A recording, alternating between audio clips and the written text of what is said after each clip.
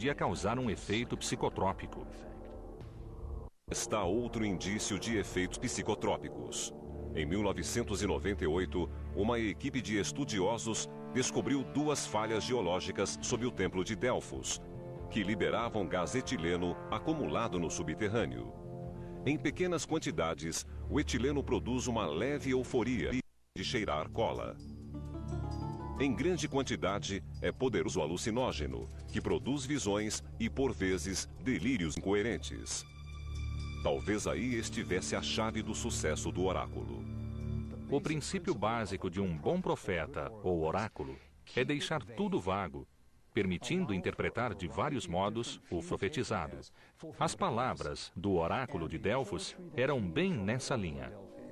Geralmente eram vagas e deixavam várias portas abertas.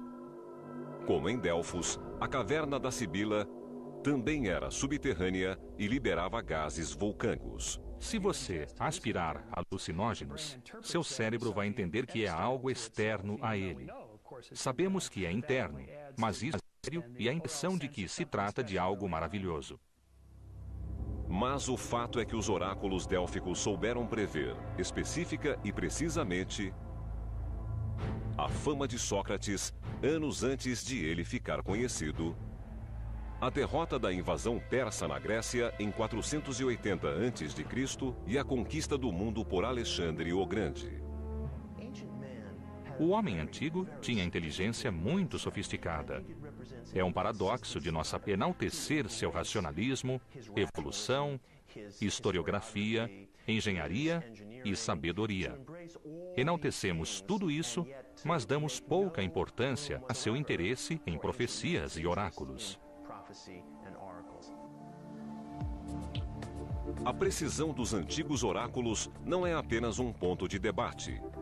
As profecias que fizeram aparentemente eram relacionadas à época de hoje. E existe a confirmação do dia do juízo em 2012 no calendário maia. Isso reforça sua assustadora previsão, distinguindo inclusive o ano, o mês e o dia. The History Channel com o Juízo Final 2012.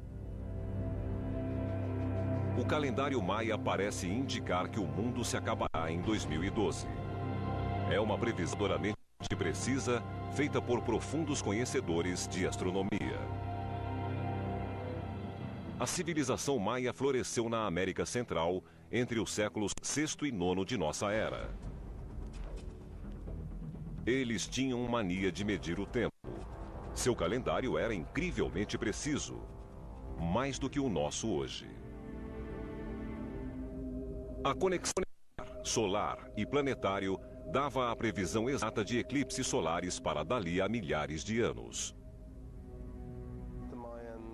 Os maias eram meio xamãs, meio cientistas, obcecados com o sincronismo e a consciência. Eles passaram 1000 anos examinando antigas civilizações, comparando e tentando descobrir quando a grande transformação ocorreria. O calendário também é profético. No século VIII depois de Cristo, eles previram que deuses de pele branca chegariam do mar em 5 de março de 1519. Nessa precisa data, Cortés e seus conquistadores desembarcaram no Novo Mundo. Pura coincidência ou o calendário seria mesmo profético? A resposta é importante, pois o calendário maia também prevê o fim do mundo, como sabemos, em uma data que eles chamavam de Kunabku. O Sol estará dentro da fratura escura que existe no centro da Via Láctea. Eles chamam essa fratura de Mãe. E nos últimos 5 anos, nossos astrônomos descobriram que, de fato, existe um buraco negro no centro da Via Láctea, nossa galáxia. Os modernos astrônomos concordam com os maias. Em 21 de dezembro de 12, a Terra estará perfeitamente alinhada com o Sol e o centro da Via Láctea, um fenômeno que ocorre apenas uma vez a cada 25.800 anos. Ninguém sabe qual será o efeito desse alinhamento na Terra, mas os maias acreditavam que seria catastrófico. Será como atravessar um equador galáctico imaginário. As correntes magnéticas do sul e do norte passam a girar em direções opostas. Pode ser que haja efeito reverso quando atravessarmos esse equador galáctico. Os geofísicos têm uma teoria que é decisivamente semelhante aos eventos profetizados pelo alinhamento maia. O fenômeno é chamado de mudança de eixo, ou seja, o manto terrestre inteiro sofreria uma mudança em dias, talvez em horas, alterando a posição dos polos. Isso gera um desastre global. Terremotos abalariam todos os continentes, enquanto tsunamis intermitentes inundariam as cidades costeiras. Em suma, teríamos uma catástrofe planetária. Por mais improvável que pareça, essa teoria tem respaldo científico. Albert Einstein foi o primeiro a sugeri-la em 1955. Um recente estudo da Universidade de Princeton revela que isso já ocorreu. O Polo Norte ficava no meio do Oceano Pacífico há 800 milhões de anos, ou seja, o Alasca ficava no Equador. Mesmo que a mudança de eixo tenha acontecido aos poucos, o resultado foi uma mudança drástica do clima, bem como do nível do mar. Se aconteceu rapidamente, o desastre deserto foi imenso, com a extinção de várias espécies. Do outro lado do mundo, também existem profecias sobre 12. De acordo com uma teoria, a mesma data pode ser encontrada no mais antigo texto chinês, o I Ching, ou Livro das Mutações. O I Ching é o mais notável e preciso oráculo que existe. Sua origem está cercada de mistério. É bem possível que os primeiros enunciados do I Ching tenham apenas 5.000 anos. Reza Shi inventou o I Ching em cerca de 2800 a.C., um século antes da construção das pirâmides do Egito. O I Ching é mais usado, faz uma pergunta do texto. Muito simples, conforme o número de caras e coroas, você desenha uma linha cheia ou quebrada. Isso se repete 6 vezes, até que a pessoa obtém 6 linhas cheias ou quebradas em uma série chamada hexagrama. Existem 64 combinações possíveis e há pequenos textos anexos a cada hexagrama. Com isso, você poderia ler o futuro. A pessoa procura seu hexagrama em um índice e ali encontra uma profecia.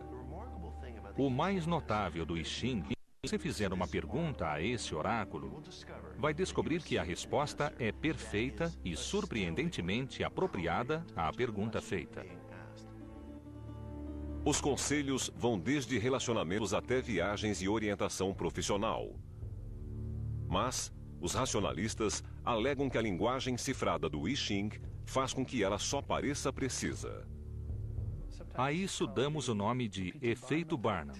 A resposta serve para todo o mundo. Afirmação vaga e generalizada. Você é uma pessoa muito dada e extrovertida, mas às vezes pode ser introvertida. É uma bobagem total sem nada de psicológico. Apesar da opinião de céticos, o I Ching tem 5.000 anos e continua muito procurado. É usado por cartomantes, psicoterapeutas e magnatas empresários de Xangai. Mas, nas 12, é uma previsão duramente precisa, feita por profundos conhecedores de astronomia. A civilização maia floresceu na América Central entre os séculos VI e IX de nossa era. Eles tinham mania de medir o tempo. Seu calendário era incrivelmente preciso, mais do que o nosso hoje. A conexão solar e planetário dava a previsão exata de eclipses solares para dali a milhares de anos.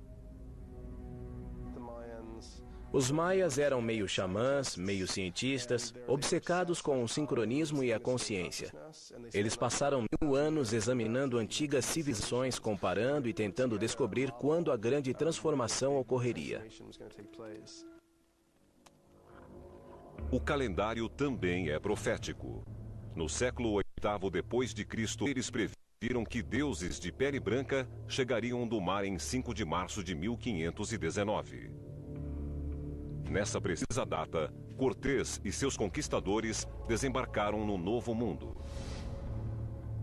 Pura coincidência ou o calendário seria mesmo profético? Eram prever, específica e precisamente, a fama de Sócrates anos antes de ele ficar conhecido, a derrota da invasão persa na Grécia em 480 a.C. e a conquista do mundo por Alexandre o Grande. O homem antigo tinha inteligência muito sofisticada. É um paradoxo de nossa enaltecer seu racionalismo, evolução, historiografia, engenharia e sabedoria. Enaltecemos tudo isso, mas damos pouca importância a seu interesse em profecias e oráculos. A precisão dos antigos oráculos não é apenas um ponto de debate. As profecias que fizeram aparentemente eram relacionadas à época de hoje.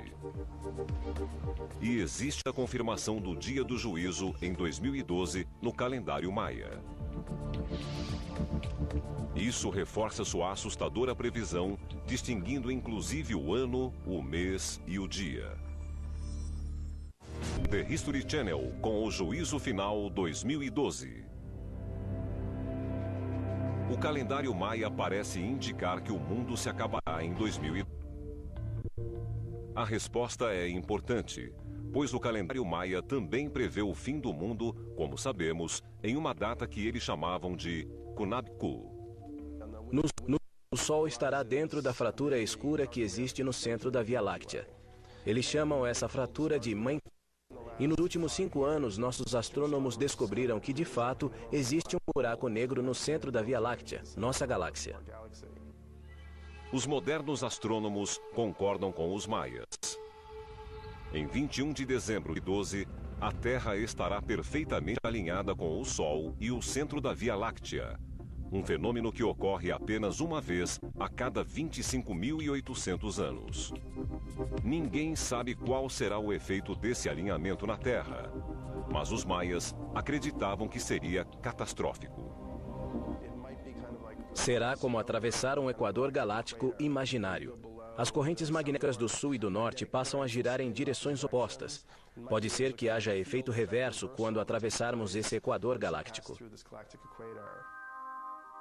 Os geofísicos têm uma teoria que é decisivamente semelhante aos eventos profetizados pelo alinhamento maia. O fenômeno é chamado de mudança. Podia causar um efeito psicotrópico. Está outro indício de efeitos psicotrópicos.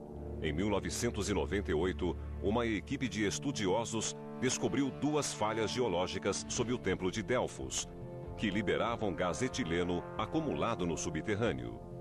Em pequenas quantidades, o etileno produz uma leve euforia de cheirar cola. Em grande quantidade, é poderoso alucinógeno, que produz visões e, por vezes, delírios incoerentes. Talvez aí estivesse a chave do sucesso do oráculo. O princípio básico de um bom profeta ou oráculo é deixar tudo vago, permitindo interpretar de vários modos o profetizado. As palavras do oráculo de Delfos eram bem nessa linha. Geralmente eram vagas e deixavam várias portas abertas. Como em Delfos, a caverna da Sibila também era subterrânea e liberava gases vulcânicos. Se você aspirar alucinógenos, seu cérebro vai entender que é algo externo a ele. Sabemos que é interno, mas isso e a impressão de que se trata de algo maravilhoso. Mas o fato é que os oráculos délficos souberam de eixo, ou seja, o manto terrestre inteiro sofreria uma mudança em dias, talvez em horas, alterando a posição dos polos. Isso gera um desastre global. Terremotos abalariam todos os continentes, enquanto tsunamis intermitentes inundariam as cidades costeiras. Em suma, teríamos uma catástrofe planetária. Por mais improvável que pareça, essa teoria tem respaldo científico. Albert Einstein foi o primeiro a sugeri-la em 1955. Um recente estudo da Universidade de Princeton revela que isso já ocorreu. O Polo Norte ficava no meio do Oceano Pacífico há 800 milhões de anos, ou seja, O Alasca ficava no Equador. Mesmo que a mudança de eixo tenha acontecido aos poucos, o resultado foi uma mudança drástica do clima, bem como do nível do mar. Se aconteceu rapidamente, o desastre deserto foi imenso, com a extinção de várias espécies. Do outro lado do mundo, também existem profecias sobre 2012. De acordo com uma teoria, a mesma data pode ser encontrada no mais antigo texto chinês,